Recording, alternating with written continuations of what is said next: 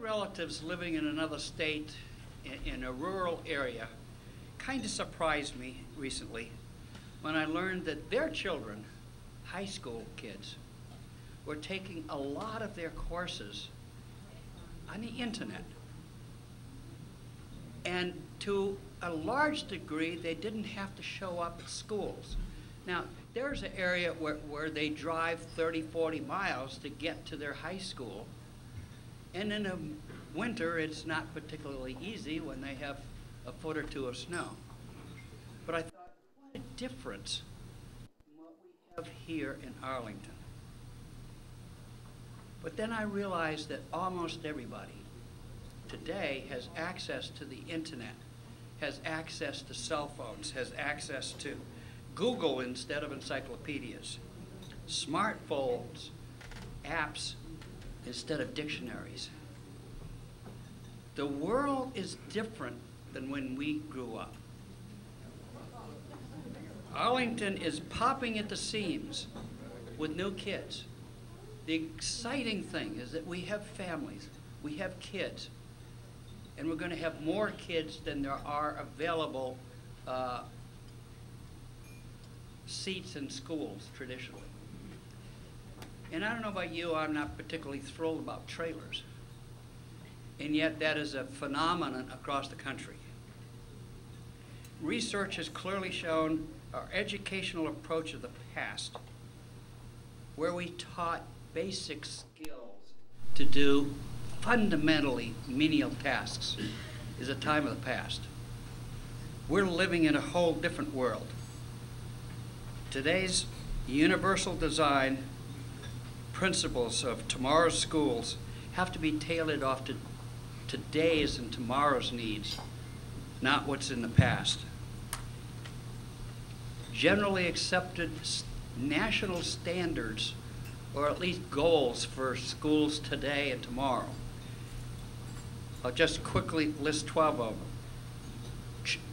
Teaching is personalized, safe and secure, inquiry-based, student-directed, collaborative, interdisciplinary, rigorous hands-on, embodying a culture of excellence and high expectations, environmentally conscious, offering strong connections to the local community, globally networked, and setting the stage for lifelong learning.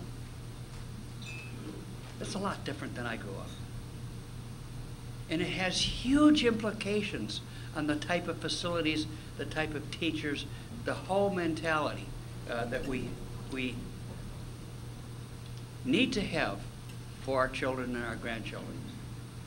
Tonight we're going to talk about this subject.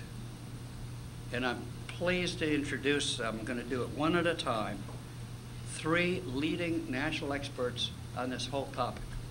Our first speaker will be John Chadwick. He is an AII, BIPA. He's Director of Design and Construction for Arlington County Schools. He has an extensive background in architecture design for K-12 with over 30 years of experience in both the US and the UK. A sidebar. I have a grandchild that lives in England, in a small town in England. At age 5, my granddaughter came home, and as my daughter every night would say, "Now we lay me down to sleep, my soul to take." Charlotte looks up and said, "Mommy, why didn't you say, 'Our Father, who art in heaven, hallowed be thy name,' etc., all the way through." Public school. That particular school was ranked the best in the UK. But it's different than what we have here. John has extensive experience in both continents. His specialty is sustainability, improved performance, and utilization of existing facilities. Please welcome John Chadwick.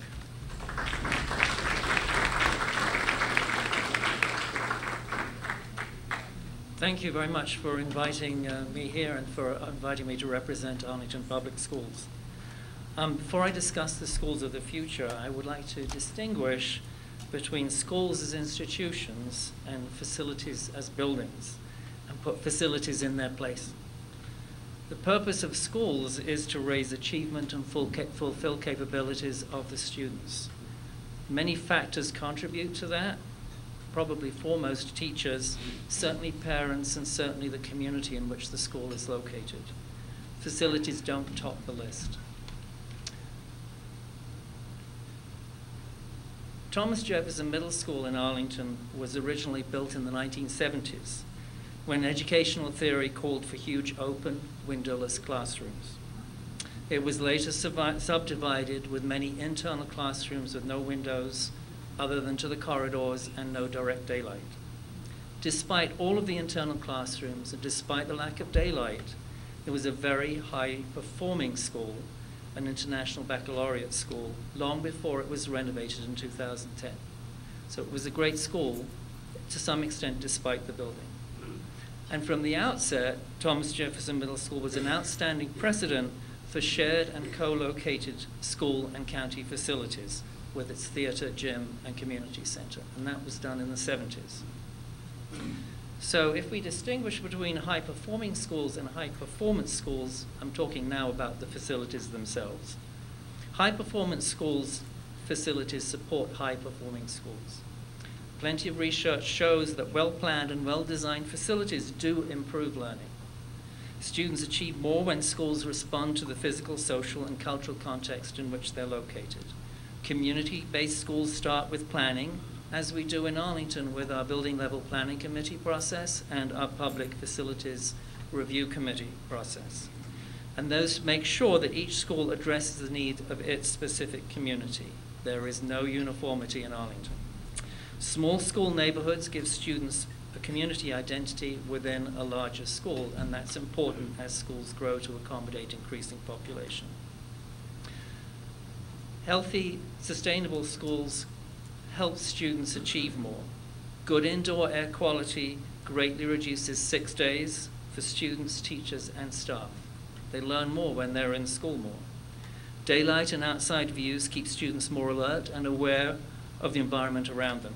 Loud equipment noise reduces comprehension. Designing with rather than against the climate raises environmental awareness and saves energy.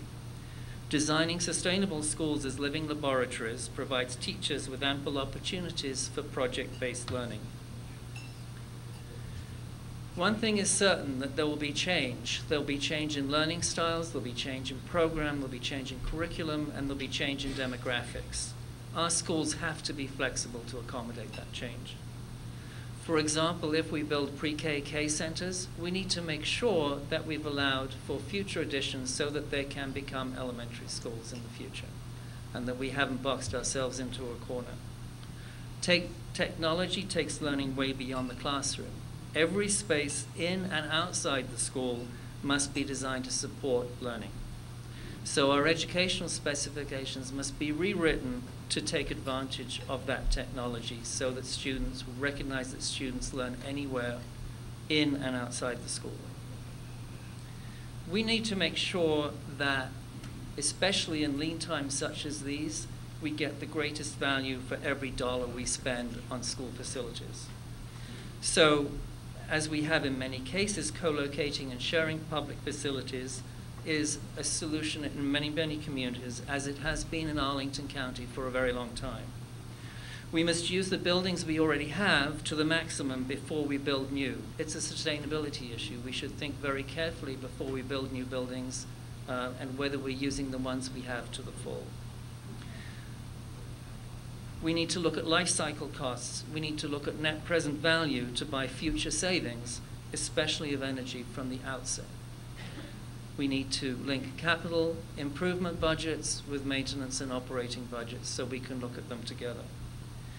Buildings that perform poorly when maintenance is deferred. So maintenance is itself a sustainability issue. We use more energy at the very least when those buildings are not maintained properly, and we don't provide the best conditions for learning.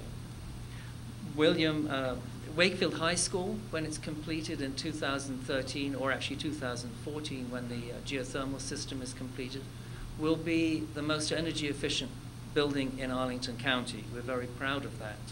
But at this point, we're now planning to make sure that when that building opens, we are able to operate it and maintain it to achieve all of those efficiencies all of the time, which is a different mindset from preventive maintenance. To do all this, we have to look at alternative funding sources in addition to regular bond financing. Many school districts are raising substantial amounts from donations, as has recently been done in Arlington by the Friends of the Planetarium.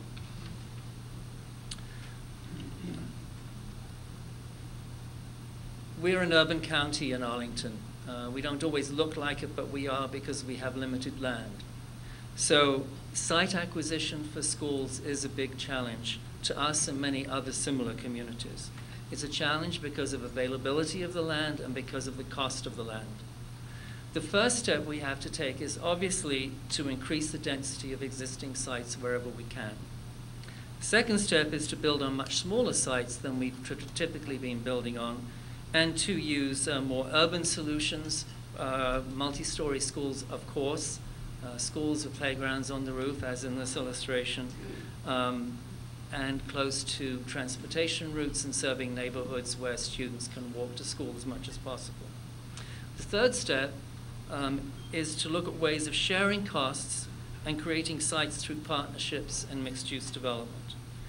So the first ones obviously are public partnerships, where in Arlington County we would team with, and do team with, the county government to share and co-locate facilities and sites. Second is public and not-for-profit. For example, religious institutions and other jurisdictions are teaming with school districts to share facilities. And in fact, we already host in, I know Jefferson Middle School and Kenmore, we host virtual churches on Sunday.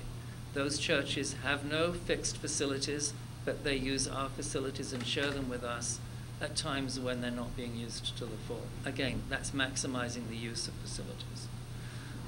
Public-private partnerships for mixed-use developments are permitted under the Public-Private Education Act in Virginia, but this requires that each jurisdiction adopt specific policies to allow PPEAs to take place.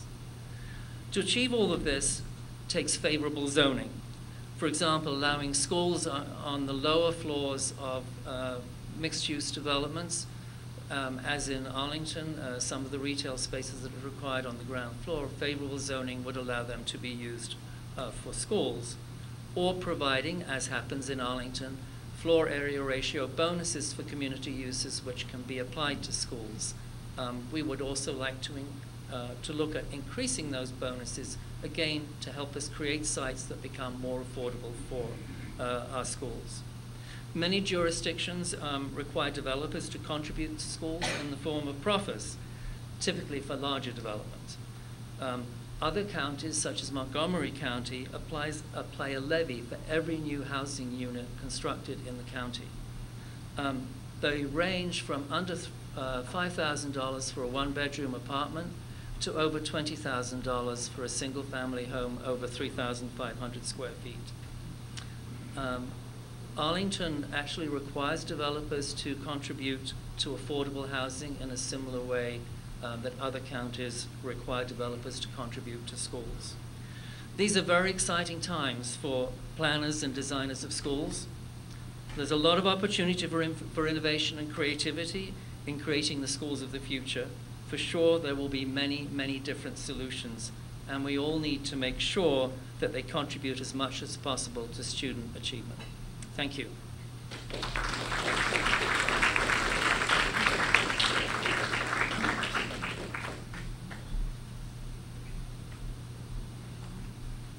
Thank you, John.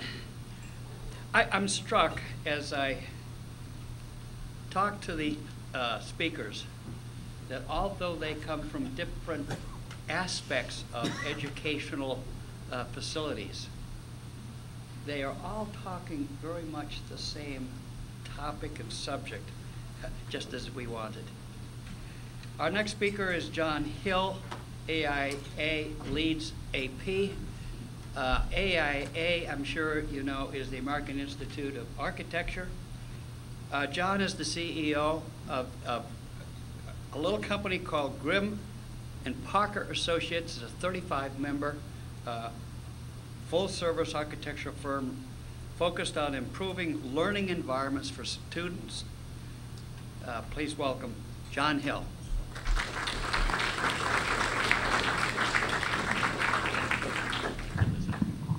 Thank you, Link. That's more than you ever wanted to know about me, I'm sure. And I'll just make one small correction on Yorktown. We didn't do what's being built now at Yorktown, but an addition that was done previously. I don't want to take credit for my other colleagues' works. But I did want to talk to you today. Arlington is a terrific place to be talking about education, because it's clear that this community cares about educating students. It's demonstrated that year after year after year. And I wanted to talk about a few parts of what I see important. I really break it down to the three different areas. One is, who are today's students? I'm going to talk a little bit about that. What is the curriculum that will engage them? How do we engage those students and what they're thinking about? And then third, how do school buildings facilitate that learning? And I put up here Winston Churchill because he said a very architectural thing, even though he wasn't an architect. We shape our buildings, thereafter they shape us. And those of us that are architects really do believe that, when you place these buildings together, you put certain spaces close to other spaces, it generates certain types of activities, certain types of connections that you might not otherwise have. So it's very important the way those buildings are shaped. And then I've also noted down here that what do those buildings do to engage the community? Because these days, these projects are such large investments that they have to be paying back to the community and be utilized by the community on a 365-day, 24/7 basis. I don't know whether you've had an opportunity to see this on YouTube, on the internet. It's been viewed in various different forms over 20 million times, but I wanted to share some portions of it with you. Did you know? And it's also called Shift Happens. The U.S. Department of Labor estimates that today's learner will have 10 to 14 jobs by the age of 38. My daughter has already had about 5. She's 22. We are currently preparing students for jobs that don't exist, using technologies that haven't been invented in order to solve problems we don't even know are problems yet. Did you know? These are exponential times that we're living in. 2.7 billion searches performed in Google each month. That's 2006. 2009, 76 billion. You see that exponential jump. I don't know how many there are in 2011, but you know it's a lot more. The number of text messages every day exceeds the population of the earth. Amazing. 540,000 words in the English language. 5 times more than when Shakespeare wrote. What do you think he would have done with all those words? 3,000 new books published each day. It's not true the computers were the end of books. And Amazon has proved that too with Kindle and Kindle Fire. So shift happens. So these are some of the influences on our students today. We believe that it's very important dealing with this complexity of issues to have a process that involves exploration, communication, deliberation, collaboration to sort of make sense out of how this world is exploding in an exponential way. Listen, learn, creating visions together. This is the process we go through when we're helping communities work to plan schools. And it's a very collaborative process. And these are the outcomes that we are aspiring to achieve, and in the end, providing for student success. Washington Lee, one of the projects that we finished here in Arlington that we're very proud of, just some images from there. If you haven't had a chance to get by and see the building, urge you to do that. These are some slides that come from another website called TeacherTube, and it's trying to inspire teachers to talk to their students in a way that will engage students. So today's children and teens spend 2.75 hours a week using home computers. any given day, 68% of children under 2 will use the screen media for an average of just over 2 hours. That's a lot of time. These teens were born into a digital world where they expect to be able to create, consume, remix, and share material with each other. But the key is create. What do your students create? This is a question for teachers and for the educational system. Are you giving students an opportunity to create? One researcher claims that on average, students in class only get to ask a question once every 10 hours.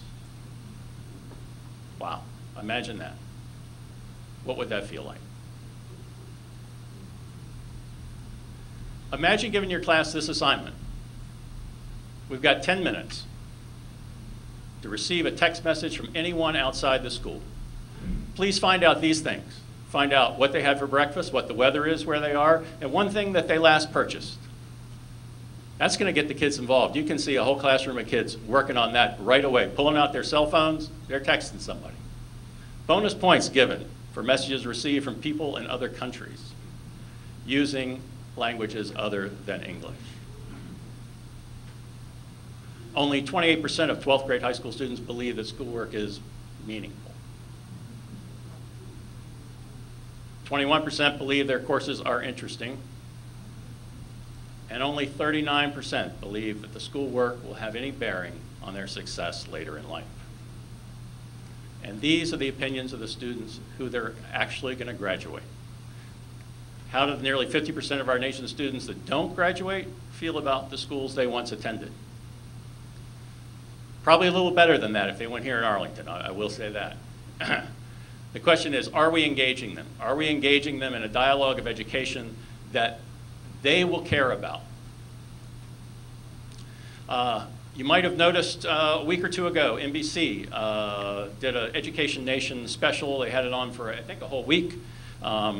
There was a website still available you can go to. If you need this link, I can give it to you. Hooks up with the University of Phoenix, talking about learning styles, learning preferences. That we've known for some time that kids all learn in different ways. We all learn in different ways. Some people are visual learners, some people are auditory learners, some people are more kinesthetic learners. School buildings have to be able to adapt to a variety of different learning styles. Does this inspire learning? The days of chalk and talk are gone. And just putting up a smart board in that place is a step forward, but it's really not a quantum leap. This is what we see far too often. Every classroom looks like this. So we know that things need to be learner-centered. John talked about some of the new ways that people are learning. Here's a diagram of a typical, on the left, a typical classroom. On the right, what they call a learning lab. This is the way it looks in 3 dimensions. It fits in the same size as a normal classroom, but it allows a lot more flexibility. There's a little more technology in here, but not a lot. The main thing is different furniture and a different arrangement, where the teacher, rather than being the sage on the stage, is more like the guide on the side. The coach, helping the students learn in projects and groups. Obviously, this is pretty static in comparison. When you get this sort of arrangement, lots of things can happen. It's not that every classroom has to be like this, but you need to have some like this in your building. Let students get engaged, discuss ideas, ask questions more than once every 10 hours. Let them present to each other. Let them get up and be part of the action. And students and teachers both like these types of arrangements when they're polled about how does this work for you? Are you learning in this space? Are you staying awake? Are you actually absorbing the material? They all think it's terrific. Things like this are just a small cam that captures things that are written on whiteboards and on poster panels in an electronic format that then can be stored by all the students in their work. So here's some of the things that are happening in schools that we've been involved in. Career and academy clusters, interdisciplinary design, or interdisciplinary teaching and planning are important things. Career and technology education is changing exponentially with lots of things happening. Partnerships with business are increasing. nursing and medical careers. You can see students getting engaged in things like this, culinary arts, cosmetology. These are all things in career and technology education.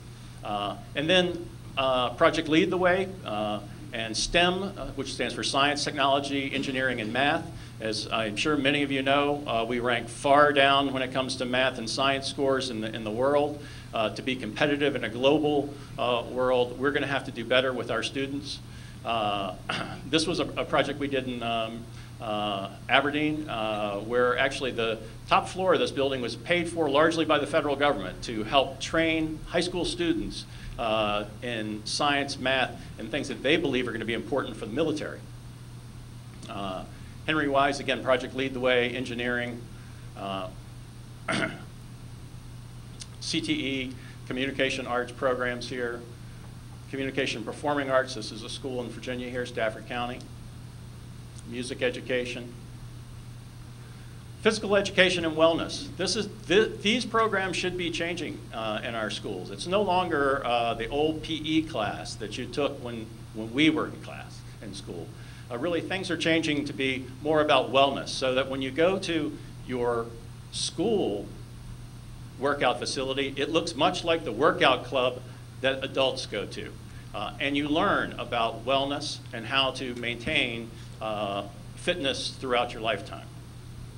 Learning spaces and technology, integrating technology into the classroom in every way, engaging students with science and technology, and then making the building a learning tool itself. So that you learn about sustainability, you learn about how the building is performing in the environment, as well as information at your fingertips at every turn. So learning occurs whenever, wherever, whatever. That's the new WWW. So these are some of the thoughts that we have about what's driving should be driving the curriculum, to respond to the students, to engage them, to design buildings that are flexible. Like John said, we know one thing for sure, that whatever's happening today, it's going to be different in 5 years and in 10 years. The pedagogy of today will change as we move down the track. The buildings that we build are going to be around for 50 years. They need to be flexible enough to accommodate the ideas that are coming tomorrow, as well as really up to date with the ideas that are already here today. Well, that's it. Thank you.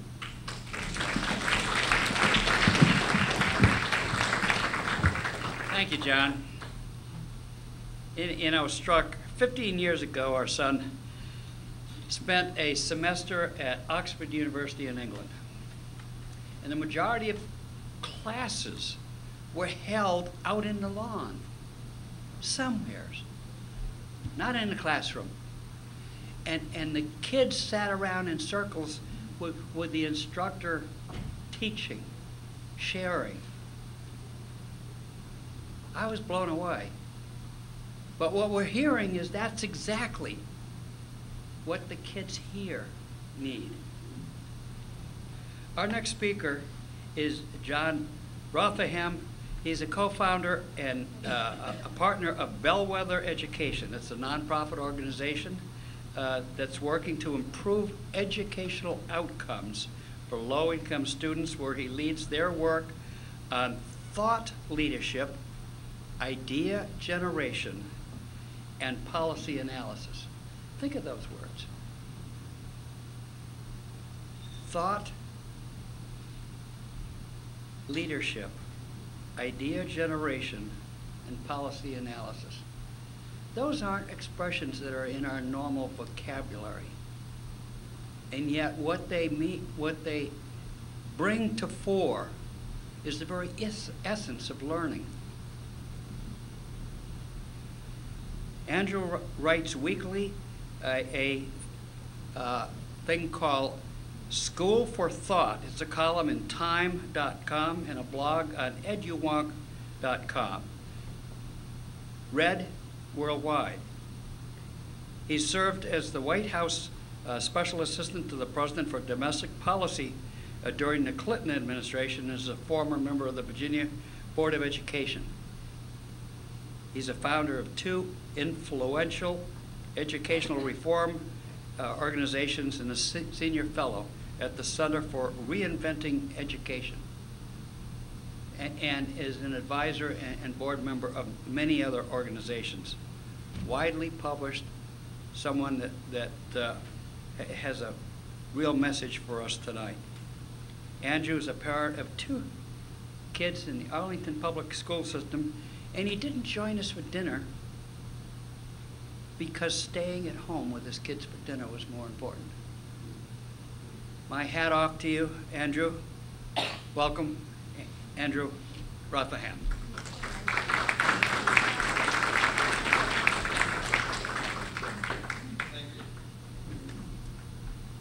Apologize about dinner, but I've been traveling a lot lately, and so I really wanted to have dinner with my kids, and I appreciate your flexibility in letting me join you late. Sure, is that better? All right. Maybe I'll even pull it out. It's gonna be a tough act to follow, but I'll try. So that was a long introduction. I can give you the concise version. I write a column for Time weekly called School of Thought. I'm a partner at Blvd. We're a nonprofit, we're a consulting firm. We do a bunch of different things. I'm going to take this in a slightly different direction. I think you'll hear some things that amplify some of what you said and some things that perhaps go in a different direction. Those were 2 really great, interesting presentations. I was sitting in the back with my wife. We were talking about, our kids just started, they're in kindergarten. We were talking about sort of some of the things that were being said, and they resonated with us. So I'm holding an iPad. I guess I'll start with that. I got my iPad. I got my notes on it, and I do that in large part because it just cuts down on paper, which is something that we try to do. But it's a pretty cool piece of technology.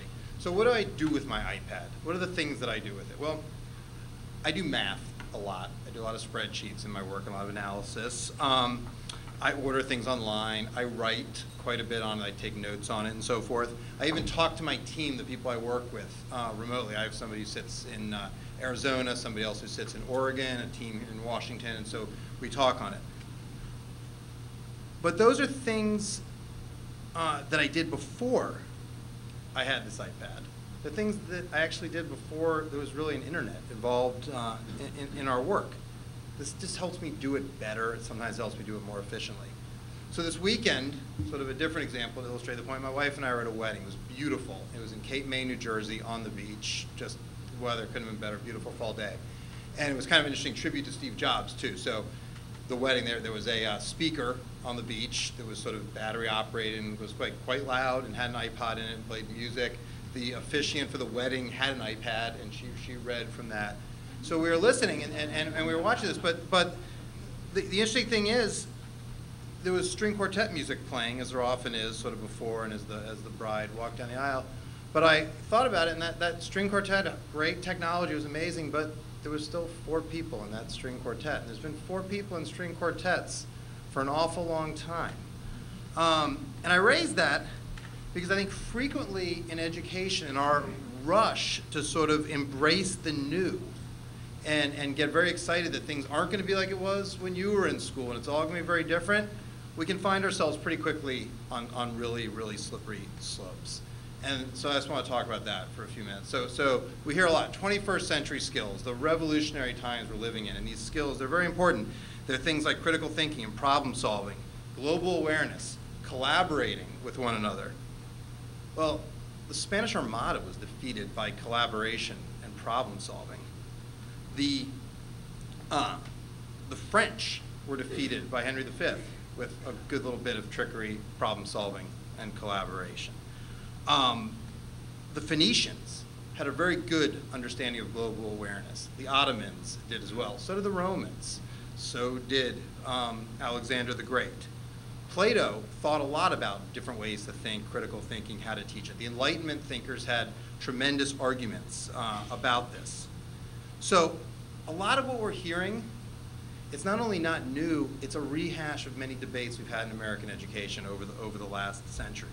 My point, and I really look forward to the Q&A we can talk about this, is not that we don't need to do better. We do need to do better. The graduation rate data that came out just yesterday, sort of the top line numbers sound really good. If you look down underneath that, only about half of those kids are actually getting really anything that you consider sort of a college or career-ready diploma with the advanced studies diploma, and there was a lot of fungibility in those numbers. You know, we've got these enormous achievement gaps. I could go on and on. You guys know this. You don't need a tutorial on sort of some of our challenging educational statistics. We're lucky to live here in Arlington, where despite the problems that we have, we have public schools we can really be proud of that are doing some really cool things. But there's problems here too. So my point's not that we don't need to do better. It's also not that we don't need to do things differently. We do. Things are changing. Society is changing. Kids need to be exposed to different things. That's not my point either. And my point is certainly not that schools don't need to look physically more attractive. I mean, too many of them, I think we would all agree, they look like prisons, and they're not aesthetically and physically engaging places for kids, and I thought that was a terrific part of the presentation. Rather, my point is simply that some core things really matter in education. Those things include things like content, quality instruction, relationships. And as we address these serious problems and as we get excited about these future challenges, we should really bear those things in mind, because a lot of when you go around this country, you see a lot of these tech-enabled things. And we work with, you heard in the introduction, we work with some of the leading entrepreneurial ventures. My partner at Bellwether is on the board, is very active in Rocket Ship, which is now sort of the largest, it's a hybrid model, they call it a bricks and clicks. It's instruction is delivered both online and also live in the classroom. It's now the largest network of public charter schools in the Bay Area in California. The results are off the chart. It's also very efficient. So we're involved in these things, but I would submit to you that a lot of it is simply replicating. I'm not referring to Rocket Ship here, obviously, but a lot of it is really replicating sort of the same kind of mediocrity that we see in instruction. Otherwise, it's just doing it in tech-enabled ways. In some cases, doing it in more efficient ways, but efficiency and sort of quality and productivity are not necessarily the same thing. So the question that I was asked to talk about, and it was one of the questions I think on the sheet too, was sort of, so how should we think about our capital needs in Arlington, and how should we think with regard to this? And I guess, so I would submit to you as a group of very influential citizens, as you think about this, we may be putting the cart before the horse. And instead of thinking too much about what our schools need to look like, maybe we ought to be thinking a little bit more about what our school systems and school divisions need to look like in this new world. And I would give one example. In this community, parents love H.B. Woodlawn, as we all know, and with very good reason. It's a really neat school. It's a national model, and regardless of whether you think Jay Matthews is good at ranking high schools or you think U.S. News is good at ranking high schools, H.B. Woodlawn is considered a national model under both of those approaches. So why don't we have more H.B. Woodlawns? Why do we have so many parents who are frustrated and live under the tyranny of the lottery? Parents like Montessori. Why don't we have more? Parents love core knowledge. They love a whole bunch of variety of options and so forth. Why do we tolerate so many barriers to entry to new schools? And I'm not just talking about charter schools, I'm talking about within district schools and so forth. Just my point is, if we really want to differentiate and customize for kids, and in many walks of life, I mean, the future is really about differentiation and customization. So many of the things we talk about, whether it's technology or whether it's finance or whether it's medicine or whether it's education, that's really the conversation we're having. It's about differentiation and customization in our society. If that's really the future, which I think it is, then within an environment of high standards, we can have a lot more pluralism and diversity of schooling and accommodate a much broader range of parent wants and student needs within our schools. So in other words, what I'm saying is I think we're putting the cart a little bit before the horse when we continue to talk about, as a community, 21st century schools and 21st century learning, when we still basically have a very 19th century model of governing our schools and how they operate and financing and how they operate. And that is, to some extent, I freely submit, a problem that's far beyond the borders of our county, but I think it's also an issue that we should think about here as we're really thinking about what we want things to look like in the future. So I really do appreciate the opportunity to be with you. I said I'd try to be brief and leave lots of time for Q&A. I think I accomplished that, yeah, okay. I think I accomplished that. I really welcome the opportunity to be with you, and again, I apologize that I couldn't join you for dinner and hope I can in the future, but I hope I have a good excuse. Thank you.